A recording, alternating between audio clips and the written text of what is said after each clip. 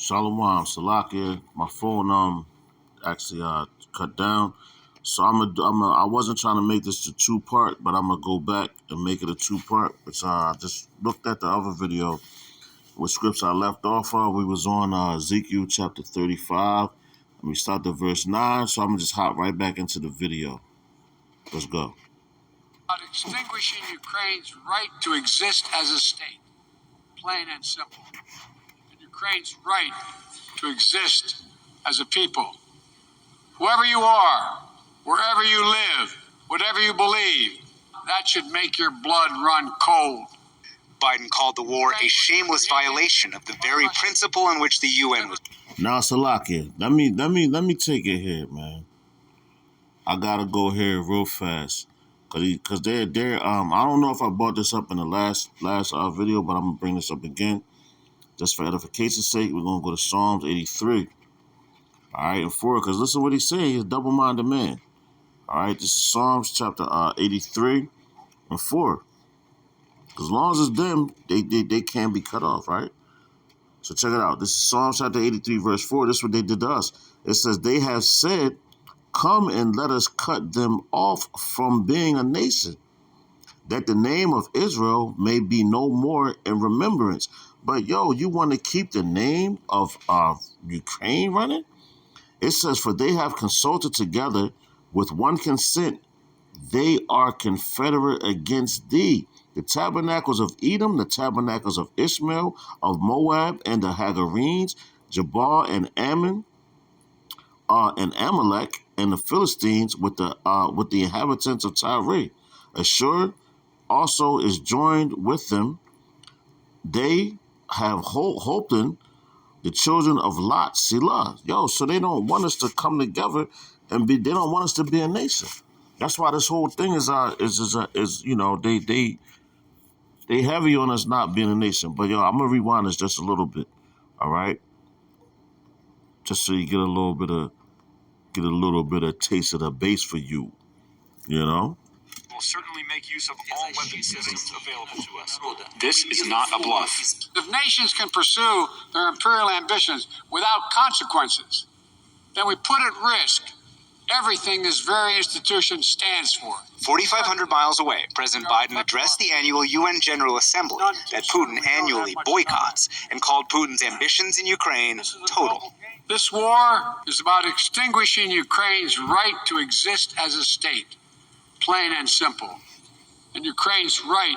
And that's why I brought out that scripture of them saying, let us cut them off from being a nation. All right, and all the nations that was around. So now your time is, the time is up, man. The tables are turning. Let's go. To exist as a people. Whoever you are, wherever you live, whatever you believe, that should make your blood run cold. Biden called the war a shameless violation of the very principle in which the UN was founded. You cannot seize a nation's territory by force.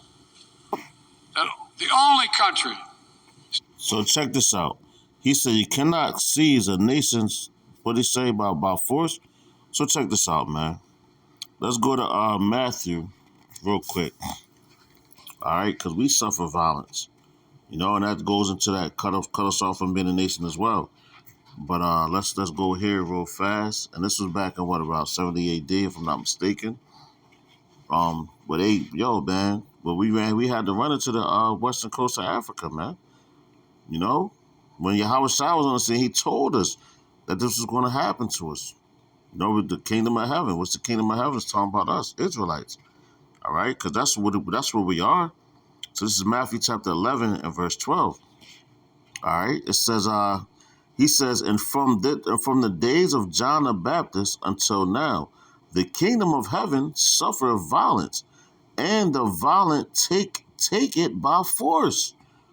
All right, let me read that again. It says, and from the days of John the Baptist until now, the kingdom of heaven suffereth violence, and the violent take it by force. But he's telling y'all, he's just saying now, that's how you know he's double-minded, man. Because he's saying that, oh, yo, Russia can't do this. And he was even talking about, matter of fact, I don't want to jump the gun, but he goes into that they write history, man. So we've been taken by force, you know. They was wanted to cut us off from being a nation, but now the time is coming for them to be done, you know. It's a problem. All right. So let's hop back into the video. Let's go. Only country standing in the way of that is Russia. Greetings to all people of the world. This afternoon, Ukrainian President Volodymyr Zelensky urged the world to help Ukraine quickly before Russia can freeze the front lines ahead of the winter. It wants to prepare fortifications on occupied land and carry out military mobilization at home. We cannot agree to a delayed war because it will be even hotter than the war now. For us, this is a war for life. In Moscow, the mobilization sparked fury. A rare demonstration against the war ended with what independent rights groups said were more than 1,000 arrests. Men and women chosen to represent the vast majority of mankind in this new effort to make life safe for the ordinary citizen throughout the globe. The UN General Assembly launched 76 years ago in the aftermath of 2 world wars in one generation. President Biden harked back to those 1946 delegates' decision to try and bridge a divided world, and today ended with a rallying cry of hope. The challenge we face today. Yo, and I just want to say this. It says, and now today a divided world, right? It says, a house divided cannot stand. They know that. They read these scriptures. They search them out. You know, when this house is divided, it's not going to stand. This place is on its way out. So let me grab this real fast. Baba Koshai, because they always talk about World War II. And now it's so more than ever before. All right, so we're going to go to Revelations, because this is inevitable. All right, so let's go to the book of Revelation, chapter 11 and verse 14. Okay, it says the second woe is past, which is World War II. And behold, the third woe cometh quickly. Now let's hop up one more verse, all right? It says, and the same hour, Shalakia, was there a great earthquake, and the 10th part of the city fell. And in the earthquake were slain of men 7,000, and the remnant were affrighted, and gave glory to the Most High of heaven, which they're going to do again, and they're going to have to. All right, it says, verse 14, this is the point. The second woe is past. That's why they keep talking about World War II now. They're not talking about World War I anymore. They're talking about World War II. This hasn't happened since World War II. World War II, that's all you're hearing, which they're putting in your mind. Why? Because World War III is right on the heels. Okay? It says the second woe is past. But yes, World War II is past. And behold, the third woe cometh quickly, which is coming right now. You're seeing the beginning stages. All right. So let's go back. All right. Hold on. I think that was bear with me, man. I'm looking at my notes that I have taken. I don't want the phone to check out again. All right, there we go. Third woe is passed quickly. Yep. That was it on that. Let's go. Hop back into the video.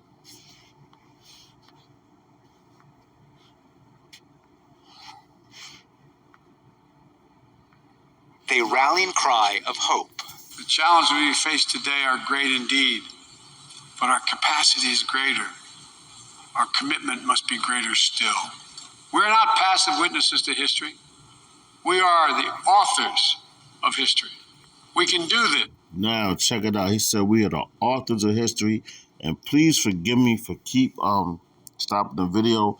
I'm going to just quote it. I'm not going to bring it out, but it says, Job 9:24, the earth is given into the hands of the wicked, covereth the faces of the judges thereof. If not him, then where and who is he? And check it out. This how I know that's they are another author of history, because they take things out. You can look at the Renaissance era. All right, look at the Dark Ages. But I want to bring this out real fast. This is Proverbs chapter 22. All right. And this is how you know that they do it, because they remove things. All right, Proverbs chapter 22 in verse 28. All right. I pray that this is edifying. I pray that it's very edifying. This is Proverbs chapter 22, verse 28. All right. It says, remove not the ancient landmark which thy fathers have set. All right. So the Lord have set landmarks and everything. So we know who we are. We know who set those landmarks. We know this, that. And that's what them talking about. They rewrote history. They rewrote it.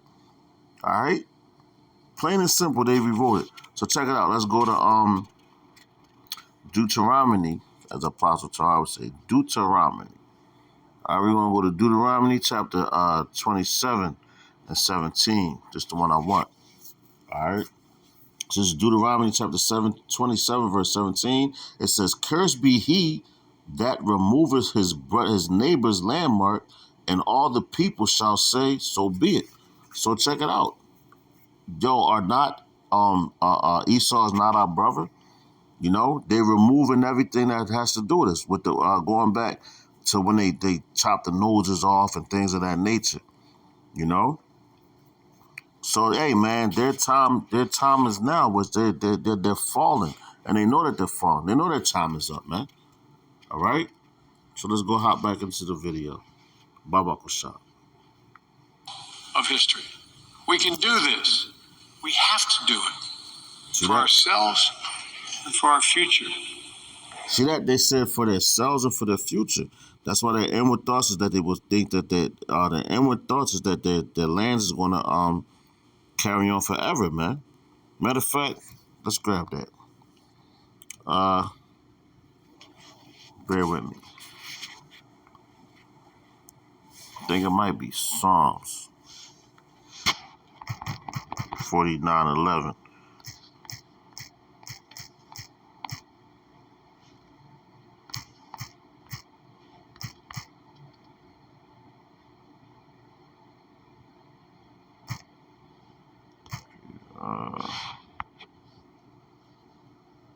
Yep, I was right. Psalms chapter 49, verse 11. The why y'all about to see me, I was shy for that. This is Psalms chapter 49, verse 11. All right. You heard what he said. We have to do it for our future. Psalms chapter 49, verse 11, it says, which I just quoted, it says, their inward thought is that their houses shall continue forever, and their dwelling places to all generations. They call their lands after their own names. So they thinking they're going to fight this war, yo, but after we get this territory, we're going to name it after this, that. They have everything already mapped out, you know? But guess what? The Lord is going to shut it down. Let's go. For ourselves and for our future. For humankind.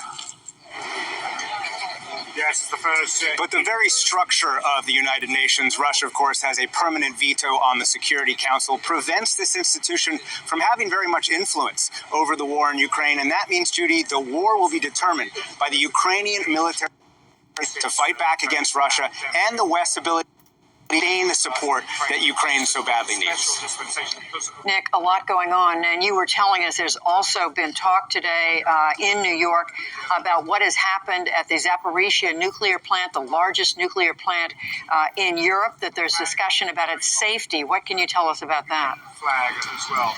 Essentially saying. Yeah, Rafael Grossi, the Director General of the IAEA, the UN's nuclear watchdog, is here doing shuttle diplomacy.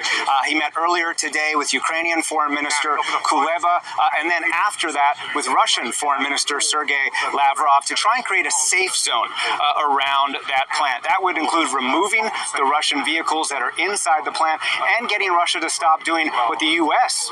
believes it is doing, and that's deliberately sabotaging the electricity lines going in and out of the Zaporizhzhia nuclear power plant. Now, the electricity concerns have abated in the last week or so, Judy, but there was a new incident today that Grossi detailed, that a pool where spent nuclear fuel is cooled actually stopped operating because there was an explosion at a nearby pipeline. Lastly, Judy, just a little bit of good news. There's been a prisoner swap between Ukraine and Russia, moderated by the Saudis, and that includes the release of 2 Americans who'd been held for 3 months and who had been sentenced to death. They are now free tonight. But yo, let me I just want to elaborate on that. They let go 2 prisoners that was in the that was over there in Russia, right? But you got this the basketball player lady, man, Brittany, whatever. They ain't let her go, and they were sentenced to death. She just got a long sentence, man. So that lets you know right there, man, that they don't give a damn about you Negroes, man. All right? That's why the Lord is against them, because they're against Israel. But yo, this is her judgment. Why? Because what she do? She went against Yahweh Hashem Yahushai, Bahashem Haracha Kwadash. All right, she went against him. So now you're going to suffer those consequences. All right.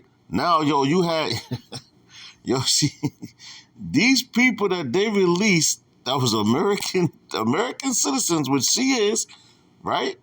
Not the Rambo go topic, but that's just an interesting thing. They let two prisoners go. Okay, I don't know if they're Edomites or not. Most likely they are, but they were murderers, and they kept her little dumb behind, man. Stop going against Yahweh by Hashem Yahushai, by Hashem Arachak Wadash, Israelites, man. And she was an Israelite, and she's still over there because you changed the natural course of things that the Lord had planned, man. Let this video finish. Salaki. Interesting timing there. And finally, Nick, we know that Iran's president, Ibrahim Raisi, spoke today at the UN. Tell us what he said. Yeah, Ibrahim Raisi spoke at the UN and was defiant. At one point, he even held up a photo of Qasem Soleimani. That is, of course, the former Quds Force commander that was killed by a U.S. drone during the Trump administration. Raisi said that we will, quote, continue down that path steadfastly, referring to the nuclear advancements that his country have made since leaving the Iran nuclear deal. But what he did not address, Judy, are those protests that have spread throughout Iran over the last 5 days over the death of a 22-year-old who died in Iranian custody. In those protests, 7 people have been killed. Those protests continued today. And today, Judy, President Biden said of the protests, we stand with the women of Iran who are simply demonstrating for their basic rights. Nick Schifrin reporting on it all for us from the United Nations in New York. Thank you, Nick. Yo, that's crazy. They said they stand with the women of Iran. And that was negotiated by the Iranians, if I'm not mistaken. The women of Iran that stand for their rights, man. All right, man. Video's over. So with that, I'm going to give all praises, honor, and glory unto Yahweh, by Hashem Yahushai, by Hashem Arachak Wadash. Double honors to the apostles and elders of Great Millstone who taught us his truth. Honors and salutations to the elect and to the men that died doing the work of Yahweh by Hashem Yahushai, because they shall arise first. To the men, women, and children that believe on the true name of the Father and the Son, which the Father's name is Yahweh, he exists. The Son's name is Yahweh Shai, because he's come to deliver us of this captivity that we're in. Lord's willing, this video was edified, and I pray that you got something out of it. To the next lesson, I'm going to say Mawaf Ababa Ball, Death to America, Kwam Yasharala. Shalom.